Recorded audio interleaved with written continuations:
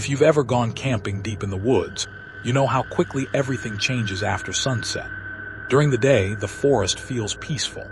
Birds sing overhead, sunlight filters through the trees, and everything seems calm enough to make you forget how isolated you really are.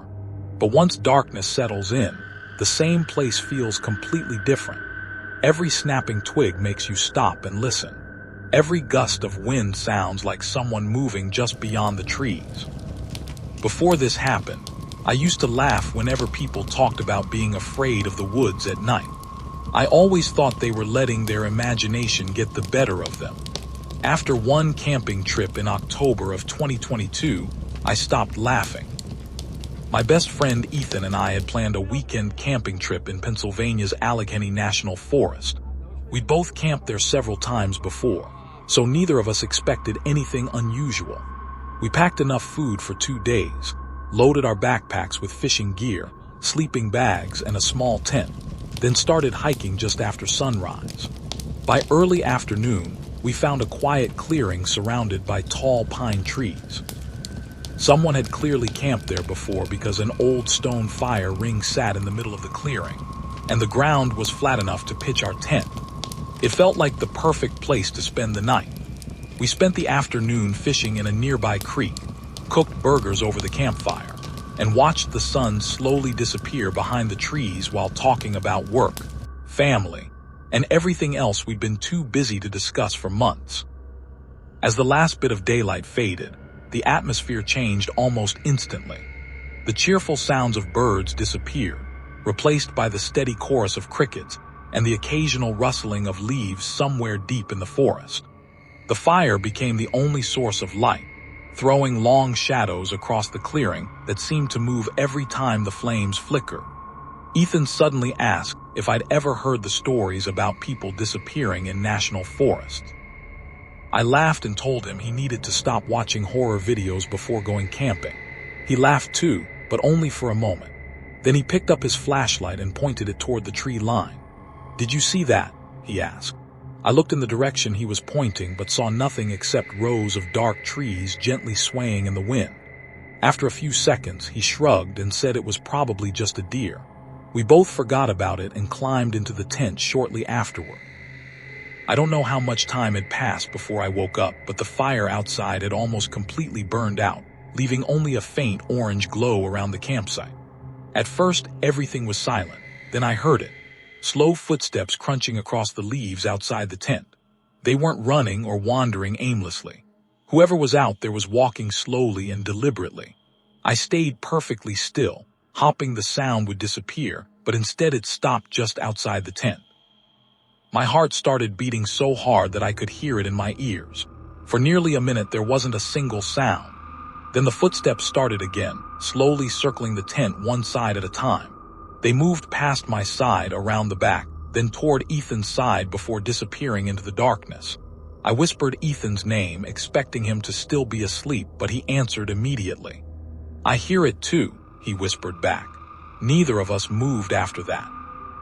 We simply listened as the footsteps continued circling us over and over again, sometimes stopping for several seconds before starting again, as if whoever was outside wanted us to know they were still there. Finally, I worked up enough courage to unzip the tent just a few inches and shine my flashlight outside. The beam swept across the campsite, illuminating the empty fire pit, our backpacks, and the trees surrounding us. There was nothing there. No people, no animals, no movement at all. Feeling slightly relieved, I zipped the tent closed and told myself it had probably been a raccoon or maybe a curious deer. Then 3 slow knocks echoed against the side of the tent.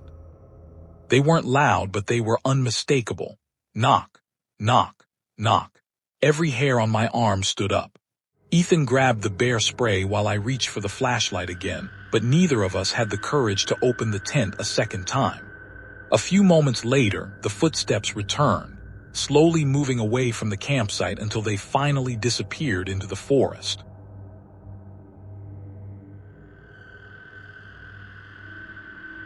The worst camping trip of my life happened during Labor Day weekend in northern Michigan. My cousin Jake and I had been planning the trip for months. We wanted to get away from the city, leave our phones behind, and spend 3 days fishing on a small lake surrounded by forest.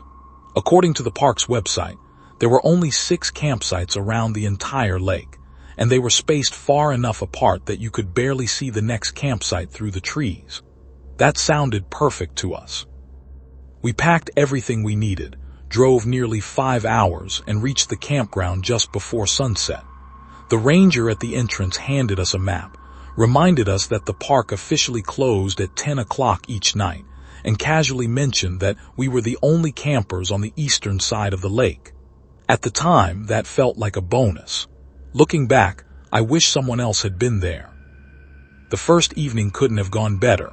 We pitched our tent about 20 feet from the shoreline, built a small campfire, and spent hours talking while listening to fish jump somewhere out on the water.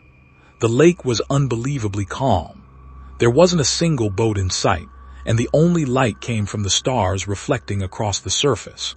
Around midnight, Jake suddenly stopped talking and stared across the lake. I followed his gaze and noticed a small orange light flickering between the trees on the opposite shore. It looked exactly like another campfire. I joked that the ranger must have been wrong about us being alone, but Jake didn't answer. After a few seconds, he quietly said, "That's strange. There isn't a campsite over there." I grabbed the map from my backpack and shined my flashlight across it. He was right. According to the map, that entire side of the lake was protected land. No trails. No campsites, no public access. We kept watching the light for several minutes. It never moved. It didn't grow brighter or dimmer. It simply burned in exactly the same place. Eventually, we convinced ourselves that it had to be another group of campers who ignored the rules and decided to camp off-trail.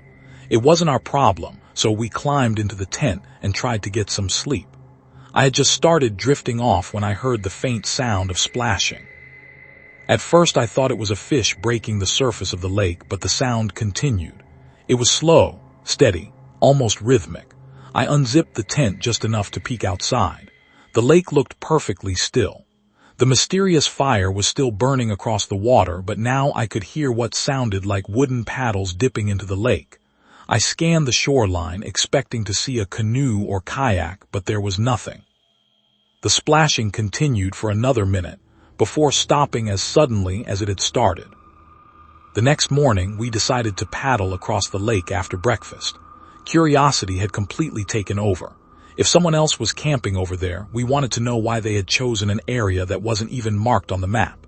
It only took about 15 minutes to reach the opposite shore. As soon as we pulled the canoe onto the bank, something felt wrong. The ground showed no footprints. There were no tents, no coolers, no camping chairs, and no signs that anyone had been there recently. Yet right in the middle of a small clearing was a circle of black ash, as though a campfire had burned there only hours earlier. I knelt down and carefully touched the ashes. They were ice cold. Jake looked around in complete confusion. "Maybe somebody cleaned everything up before sunrise," he suggested. It sounded reasonable until we realized there wasn't a single trail leading away from the clearing. The forest was thick in every direction. Whoever had supposedly camped there would have had to carry all of their gear through dense woods without leaving a single broken branch or footprint. The silence around us suddenly felt overwhelming. Even the birds had stopped singing. We looked at each other without saying a word, climbed back into the canoe, and headed straight for our campsite. That evening, neither of us mentioned the strange clearing. We tried focusing on fishing, cooking dinner, and pretending the whole thing didn't bother us. Around 11 o'clock, I looked across the lake again. My stomach dropped. The fire was back.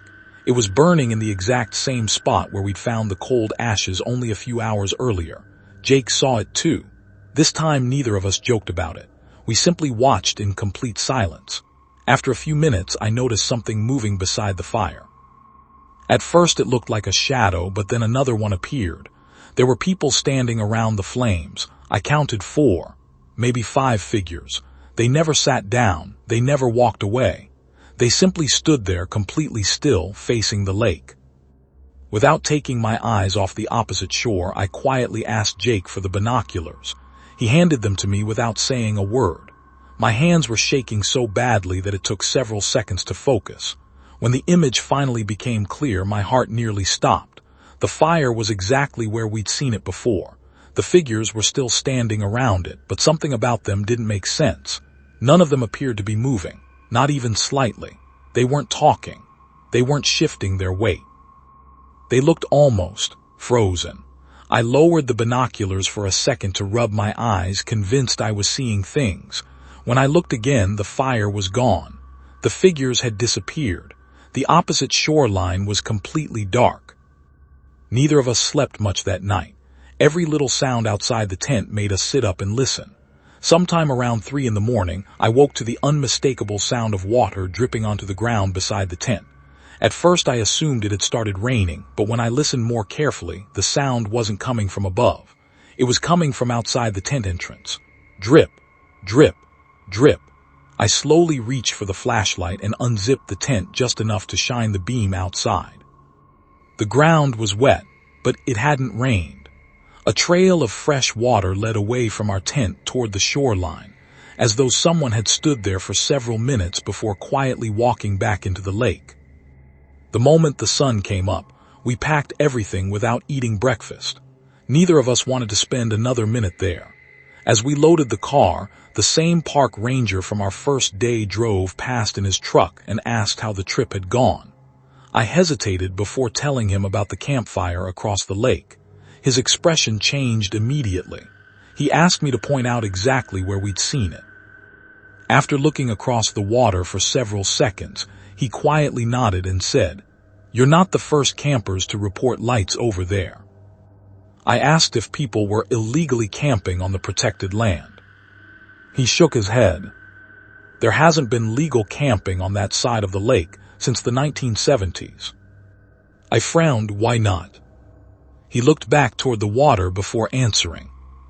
A family disappeared over there during a holiday weekend. They brought a canoe across the lake one evening and never came back. Search teams found their campsite the next morning. I swallowed hard. What happened to them? The fire was still burning. He paused for a moment. But there was no sign of the family. No bodies. No footprints. No canoe. Nothing. The ranger admitted nobody had ever figured out what happened. Officially, the case remained unsolved. Before leaving, he told us something that has stayed with me ever since. Every few years, he said, someone reports seeing a campfire across that lake. I asked if the park ever investigated. He nodded slowly. Every single time. And we never find anyone. I haven't been camping near a lake since that weekend. Sometimes, when I think back to that trip, I wonder what would have happened if we'd stayed one more night. But the thought that bothers me most isn't the mysterious fire or the silent figures standing around it. It's the trail of water leading away from our tent. Because whatever left those footprints never left any footprints at all.